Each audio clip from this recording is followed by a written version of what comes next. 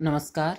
मैं Bhimaram Chaudhary, assistant professor sociology, SPC government college Ajmer. मैं SPC government college Ajmer के समाजशास्त्र विभाग के इस यूट्यूब चैनल में आपका स्वागत करता हूं। डियर स्टूडेंट्स, इससे पहले के दो वीडियोस हैं, उनमें मैंने आपको ब्रीफ इंट्रोडक्शन दिया है, ऑनलाइन टीचिंग लर्निंग मॉड्यूल के बारे में बताया है। कोविड-19 महामारी के दौरान जो नई परिस्थितियाँ आई है, जो न्यू नॉर्मल हुआ है, उसके साथ किस तरह हमें जीना है, क्या सावधानियाँ रखनी है, किस तरह पढ़ाई करनी है, किस तरह एकेडमिक लॉस से बचा जा सकता है, किस तरह हमें पढ़ाई करनी चाहिए, करियर के लिए किन चीज़ों का ध्यान रखना है, आपका सिलेबस क्या है, प्रश्न पत्र का प्रारूप क्या है और किस तरह उत्तर लिखने हैं, इन सब बातों का जिक्र किया था। और मैंने उन वीडियोस में ये भी बताया था कि एक वीडियो में आपके साथ शेयर करूंगा जिसमें मैं पिछले सालों के जो दो प्रश्न पत्र है 2019 और 2018 के एग्ज़ाम्स के, वो आपके साथ शेयर करूंगा। तो आज हम 2019 और 2018 की परीक्षा के जो पेपर हैं उनका जिक्र करेंगे कि किस तरह के सवाल आ रहे हैं और किस तरह आपको उनका उत्तर लिखना है। Dear students, B part third के सेकंड पेपर सामाजिक मानव शास्त्र के बारे में हम जिक्र कर रहे हैं। सामाजिक मानव शास्त्र का ये पेपर आपके सामने है।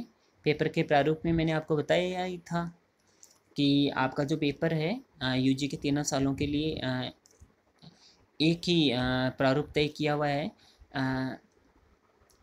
भाग ए में आपको 10 प्रश्न करने हैं, सभी प्रश्न अनिवार्य हैं। प्रत्येक प्रश्न 2 अंक का है और उसके लिए 20 शब्द की शब्द सीमा निर्धारित है, यानी कि भाग ए है उसके कुल अंक 20 हैं। भाग बे है उसमें आपको कुल 5 प्रश्न करने हैं, जिसमें आपको आंतरिक विकल्प देने की बात विश्वविद्यालय के सिलेबस में है। कुछ प्रश्न पत्रों में आपको यह देखने को मिल सकता है कि आंतरिक विकल्प नहीं हो, लेकिन इसको लेकर चिंतित नहीं होना है। इन भाग बे के इन 5 प्रश्न हैं, इनके लिए प्रत्येक प्रश्न के लिए 4 अंक निर्धारित हैं और इनके लिए 50 शब्द सीमा निर्धारित है। इस भाग के कुल अंक हैं वह भी 20 अंक हैं। और इस तरह भाग जो से है उसमें भी आपको कुल 3 प्रश्न करने हैं, जिसमें भी आंतरिक विकल्प की सुविधा यूनिवर्सिटी द्वारा आपको दी गई है। आपके सिलेबस को 3 यूनिट में बांटा गया है। हर यूनिट में से 2 प्रश्न होंगे, उनमें से एक प्रश्न को आपको हल करना है। इस तरह कुल 3 यूनिट्स में 3 प्रश्नों का आपको उत्तर देना है। प्रत्येक प्रश्न के लिए इस भाग में 20 अंक निर्धारित हैं और जो शब्द सीमा है वह 400 शब्द है, यानी कि इस शब्द सीमा का उल्लंघन नहीं करना है। जो 20 अंक वाले प्रश्न हैं उनके लिए आप 20-30 शब्द सीमा है वो प्लस माइनस कर सकते हैं, लेकिन इससे अधिक आपको शब्द सीमा का उल्लंघन नहीं करना है, ये विशेष रूप से ध्यान रखना है। और जो पूछा जा रहा है उसका ही उत्तर आपको लिखना है। डियर स्टूडेंट, देखिए बी पार्ट थर्ड 2019 की परीक्षा का सामाजिक मानव शास्त्र का प्रश्न पत्र हमारे सामने है। इसके सवालों पर चर्चा कर लेते हैं। आपको छोटे सवालों के लिए सिलेबस के अकॉर्डिंग बढ़िया तरीके से अच्छी पुस्तकों से पढ़ाई करनी है, ताकि इस भाग में आप अच्छे अंक अर्जित कर सकें।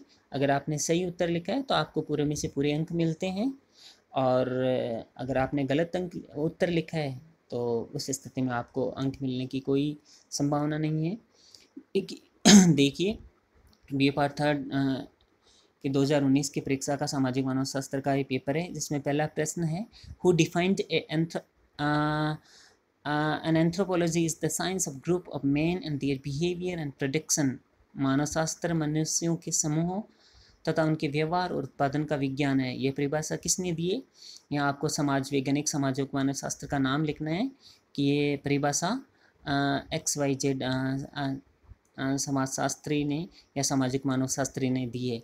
इससे अधिक आपको कुछ नहीं लिखना है। इसके अलावा इसके बाद में दूसरा प्रश्न है डिफाइन ट्राइब, जनजाति को परिभाषित कीजिए। इसमें आपको बिल्कुल एग्जैक्ट जनजाति की परिभाषा लिखनी है। वह आप इसमें आपको शब्द सीमा का ध्यान रखना है। बस निर्धारित 20 शब्द की जो शब्द सीमा निर्धारित की हुई है उसी के आसपास आपको रहना है। प्लस माइनस 4-5 शब्द ऊपर नीचे भी हो जाते हैं तो भी चलता है, लेकिन आपको अनावश्यक रूप से बढ़ा चढ़ा कर उत्तर नहीं लिखना है। 20 शब्द है, इसका मतलब ये नहीं कि आप 50-50 शब्दों में उत्तर लिखने हैं, ये बहुत गलत हो जाता है। और इससे आपको मार्क्स मिल हो सकता है, एग्जामिनर पर इसका गलत इम्पेक्ट पड़ता है, नेगेटिव मैसेज जाता है, इसलिए इस चीज़ का ध्यान रखना है। तीसरा जो प्रश्न है वह है जनजाति विवाह के किसी एक स्वरूप को बताइए। State any one form of tribal marriage, बिल्कुल संक्षिप्त में आपको उत्तर लिखना है, जो स्वरूप है वह बताना है। चौथा प्रश्न है who has considered culture as the man made part of the environment, किसने संस्कृति को पर्यावरण का मानव निर्मित भाग माना है। इसमें समाज वैज्ञानिक का, मानव शास्त्री का नाम लिखना है आपको। पांचवा प्रश्न है who propounded law of sympathy in the field of magic, जादू के क्षेत्र में सहानुभूति के नियम का प्रतिपादन किसने किया। यहाँ आपको सामाजिक मानव शास्त्री हैं, उनका नाम लिखना है। छठवां प्रश्न है एक्सप्लेन टेक्नोनॉमी, यानी कि माध्यमिक संबोधन को समझाइए। यहाँ बिल्कुल 20 शब्द में आपको सारूप में इसका अर्थ लिखना है। सातवां प्रश्न है व्हाट इज़ पोर्टलेज, पोर्टलेज क्या है, बिल्कुल आपको इसका अर्थ बताना है यहाँ पर। आठवां प्रश्न है डिफाइन कल्चर, संस्कृति को परिभाषित कीजिए। जहाँ परिभाषा पूछी जाती है वहाँ एग्जैक्ट आपको परिभाषा लिखनी है, और जहाँ पूछा जा रहा है क्या है वहाँ आपको सारूप में ये बताना है कि वो चीज़ क्या है। तो यहाँ संस्कृति की परिभाषा लिखनी है। नौवां प्रश्न है name two major problems in of Indian tribes, भारतीय जनजातियों की दो मुख्य समस्याएं बताइए। यहाँ आपको दो मुख्य समस्याएं हैं उनका जिक्र करना है, एक नंबर पर एक समस्या, दूसरे नंबर पर दूसरी समस्या। 10वां प्रश्न है और इस भाग का अंतिम प्रश्न है name two important tribal movement of Rajasthan, Rajasthan के दो मुख्य जनजातीय आंदोलनों के नाम लिखिए। तो यहाँ आपको दो जनजातीय आंदोलनों का नाम लिखना है। अब आता है भाग पे, यह भी अनिवार्य है। इसमें जो 11वां प्रश्न है वह है define culture trait and culture complex, यानी संस्कृति तत्व, संस्कृति संकुल को परिभाषित करना है आपको। यहाँ 50 शब्द सीमा निर्धारित है, इसका ध्यान रखना है।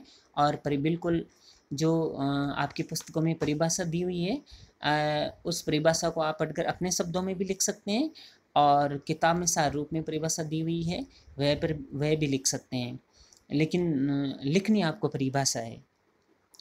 12वां प्रश्न है दिव्य विवाह पर एक संक्षिप्त टिप्पणी कीजिए, write a short note on levirate. यहाँ आपको लेवीरेट दिव्य विवाह के बारे में ये क्या है ये लिखना है। टिप्पणी लिखने का कोई भी प्रश्न आता है तो आपको उस चीज़ के बारे में बताना है कि वह चीज़ क्या है और वह कहाँ प्रचलित है, और उससे संबंधित और कोई विशेष जानकारी है वह पर भी आप शेयर कर सकते हैं, लेकिन आपको 50 शब्द सीमा है उसका पालन करना है।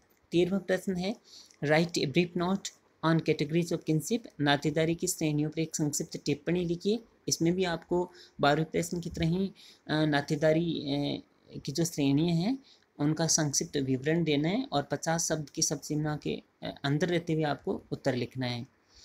इसके बाद में जो 14 नंबर का प्रश्न है वह है discuss the economic problems of primitive society, जनजातीय समाज की आर्थिक समस्याओं का विवेचन कीजिए। यहाँ पर जो जनजातीय समाज की जो आर्थिक समस्याएं हैं उनका विवेचन करना है, उन समस्याओं का विवरण प्रस्तुत करना है, लेकिन 50 शब्द सीमा के अंदर। 15वां प्रश्न है इस भाग का अंतिम प्रश्न है राइट ए नोट ऑन ताना भगत मूवमेंट, ताना भगत आंदोलन पर एक टिप्पणी लिखिए। तो यहाँ पर आपको ताना भगत आंदोलन के बारे में 50 शब्द सीमा के अंदर उत्तर लिखना है, इसके बारे में जानकारी देनी है, टिप्पणी लिखनी है। अब आता है भाग 6 या यूनिट टेस्ट के लिए 16वां प्रश्न है define social anthropology and explain nature of social anthropology, सामाजिक मानव शास्त्र को परिभाषित कीजिए तथा सामाजिक मानव शास्त्र की प्रकृति का वर्णन कीजिए। इसमें आपको आंतरिक विकल्प भी दिया हुआ है। The primary object of social anthropology is to understand primitive social system, explain it. सामाजिक मानव शास्त्र का प्रमुख उद्देश्य आदिम सामाजिक व्यवस्था को समझना है, इसे समझाइए। तो यहाँ है जो आपको बहुत ही सावधानीपूर्वक उत्तर लिखना है। पहले प्रश्न में यानी कि इसका जो आंतरिक विकल्प का जो पहला प्रश्न है 16वें प्रश्न में, उसमें पूछा गया है सामाजिक मानव शास्त्र को परिभाषित कीजिए। तो यहाँ आपको सामाजिक मानव शास्त्र की परिभाषाओं के बारे में बताना है, ब्रीफ इंट्रोडक्शन देना है, फिर सामाजिक मानव शास्त्र की अलग अलग समाज वैज्ञानिकों ने क्या परिभाषाएं दी है वह बताना है। उसके बाद में आपको डिटेल में सामाजिक मानव शास्त्र की प्रकृति का विवेचन करना है, सामाजिक मानव शास्त्र की विशेषताओं को बताते हुए। तो इस तरह इसके लिए कुल 20 अंक निर्धारित है। इसी तरह इसका जो आंतरिक विकल्प के साथ जो दूसरा प्रश्न है वह 16वें प्रश्न में ही वह है सामाजिक मानव शास्त्र का प्रमुख उद्देश्य आदिम सामाजिक व्यवस्था को समझाना है, इसे समझाइए। तो यहाँ आपको बहुत ही व्यवस्थित तरीके से इसका उत्तर लिखना है। सामाजिक मानव शास्त्र क्या है उसका परिचय देना है। उसके बाद में सामाजिक मानव शास्त्र का प्रमुख उद्देश्य आदिम सामाजिक व्यवस्था को समझना है। आदिम सामाजिक व्यवस्था क्या है, आदिम सामाजिक व्यवस्था को समझना सामाजिक मानव शास्त्र का मुख्य उद्देश्य क्यों है, इन सब चीज़ों का जिक्र करना है। और पॉइंट वाइज उत्तर लिखने हैं। डायग्रामेटिक अप्रोच भी अपना सकते हैं आप, और स्पेस देते हुए लिखना है। पैराग्राफ बना बना कर उत्तर लिखना है। इस तरह नहीं है कि पहली लाइन शुरू की और कोई गैप नहीं है, कंटिन्यू आप पन्ने की लास्ट लाइन तक आपने पूरा भर रखा है। इस तरह पेज नहीं भरने, उत्तर को व्यवस्थित तरीके से प्रस्तुत करना है। 3-3 और 4-4 लाइन के पैराग्राफ बनाकर उत्तर लिखना है। बीच में एक एक लाइन का गैप देना है। पॉइंट्स हैं उनको अंडरलाइन करना है। डायग्राम बना सकते हैं।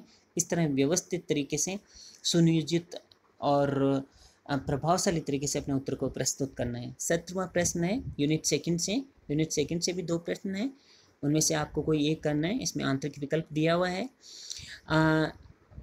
7वां प्रश्न है what do you understand by matrilineal family, describe any one of Indian tribe follows matrilineal system. यानी मात्र सत्तात्मक विवाह से आप क्या समझते हैं, किसी एक भारतीय जनजाति का उल्लेख कीजिए जिसमें मात्र सत्तात्मक व्यवस्था पाई जाती है।